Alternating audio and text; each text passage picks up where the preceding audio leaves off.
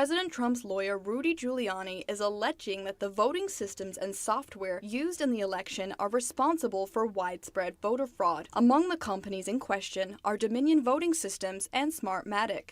Dominion is a Canadian company that's used in nearly 30 states in the U.S., including in Georgia, Nevada, Michigan, and Arizona, all of which have allegations of voter fraud. Dominion has come under increased scrutiny ever since a glitch was discovered in Michigan, where 6,000 votes for Trump were flipped to Joe Biden. And this isn't the first time Dominion has come under scrutiny. In 2019, Democratic legislators requested information about Dominion voting systems, citing security concerns. And in January this year, U.S. lawmakers also expressed concern about foreign involvement and the integrity of their systems. After questioning, CEO of Dominion revealed that they rely heavily on Chinese parts. In a tweet on Saturday, Giuliani alleged that Dominion is just a front, and that the company Smartmatic was really doing the computing for the election. Smartmatic was founded by 3 Venezuelan engineers in 2000, and its software was first used in Venezuela. Its headquarters is now in London. However, the company has maintained close ties to socialist Venezuela, a country whose government has close ties to the Chinese Communist Party. As reported by the New York Times in 2006, Smartmatic was under investigation for its ties to the Chavez regime after he was elected through the use of Smartmatic software. Smartmatic was a little-known firm with no experience in voting technology before it was chosen by the Venezuelan authorities to replace the country's election machinery ahead of a contentious referendum that confirmed Mr. Chavez as president in 2004.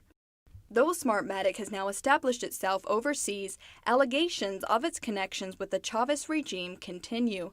It is known that Smartmatic and Dominion Voting Systems have had close ties over the years. Venezuelan-led Smartmatic brought U.S.-based Sequoia Voting Systems and then sold it in 2006 after the U.S. led investigations into Smartmatic's connections to the Venezuelan regime.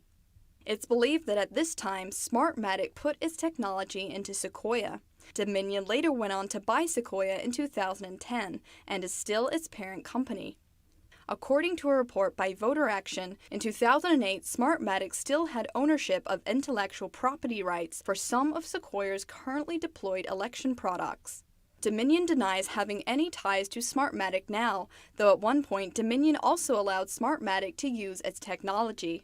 In a lawsuit filed by Dominion against Smartmatic for violating a non-competition provision, it states, Dominion granted Smartmatic a worldwide non-exclusive license to certain voting systems that Dominion had developed. The license agreement granted Smartmatic rights to certain patents and patent applications that Dominion owned or controlled, and to all know-how, trade secrets, methodologies, and other technical information owned or possessed by Dominion. Dominion has denied all allegations. A Trump campaign lawyer and former federal prosecutor Sidney Powell claimed in a Sunday interview with Fox Business that election software switched millions of votes from President Trump to Democratic presidential nominee Joe Biden.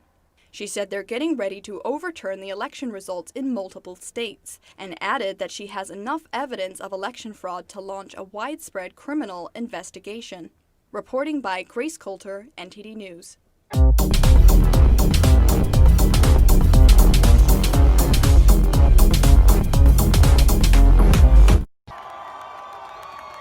I heard that he pulled money from the WHO organization because it was corrupted. There was some money brought in from China to sway the votes of the U.S. to continue with the coronavirus pandemic in the United States. So that caused me to really push my vote towards Trump. I think if every legal vote is counted and it's done fairly, then it's headed into a red wave. If not, we are going to be headed into communism and socialism. We're going to have the digital certificates and digital ID and forced vaccines. We're headed into a very dangerous world.